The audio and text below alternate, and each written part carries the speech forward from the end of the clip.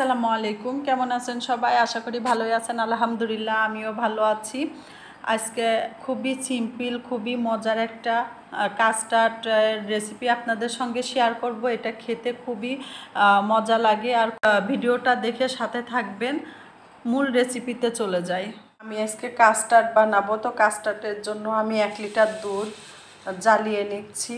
এটা হচ্ছে চুলায় দিয়ে আমি কমিয়ে নেব, মানে একটু ঘন করে নেব। তো 1 লিটার দুধ আমি ঢেলে নিচ্ছি। এটা খাঁটি গরুর দুধ।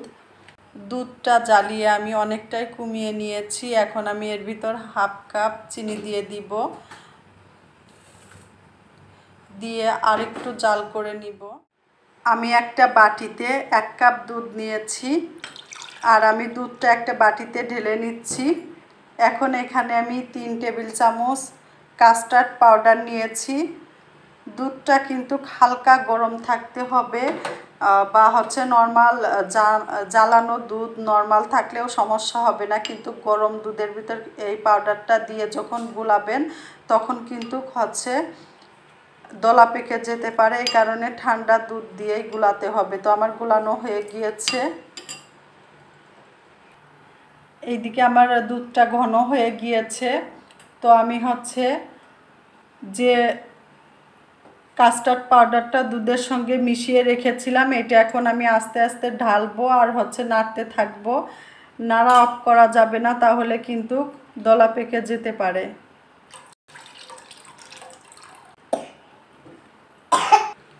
তো হচ্ছে কাস্টার্ড পাউডার দেওয়ার পরে নেড়ে নেড়ে আমি হচ্ছে এই যে দুধটা ঘন করে নিয়েছি। আমার কিন্তু অনেকটাই ঘন হয়ে গিয়েছে। আমি বেশি ঘন করব না। যখন আমি হচ্ছে এটা ঠান্ডা করে নিব ফ্রিজে রেখে, তখন কিন্তু আরও বেশি ঘন হয়ে যাবে। রেখে দিব ঠান্ডা হওয়ার জন্য। আর আমি এই দিক থেকে ফলটা কেটে নিব। তো আমি দুধটা হচ্ছে ফ্রিজে রেখে ঠান্ডা করে নিয়েছি কাস্টার্ডের জন্য, আর ফল কেটে নিয়েছি। আমি এই ফলগুলো এখন আমি হচ্ছে দুধের ভিতর দিয়ে দেব। তো কলা দিয়ে দিচ্ছি, আপেল দিয়ে দিচ্ছি,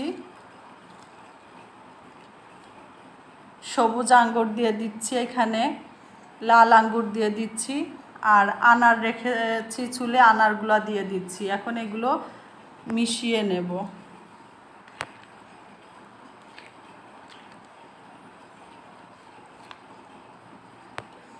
ফলগুলো দিয়ে আমার মিশানো হয়ে গিয়েছে, আর হচ্ছে আমার কিন্তু খুবই লোভনীয় কাস্টার্ডও তৈরি করা হয়ে গিয়েছে। এখন আমি সুন্দর দেখানোর জন্য উপর দিয়ে কিছু আনার এভাবে ছিটিয়ে দিব। এটা দেখতে খুবই সুন্দর লাগবে।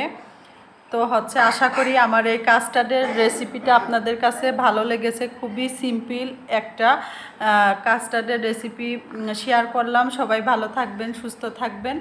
আল্লাহ হাফেজ।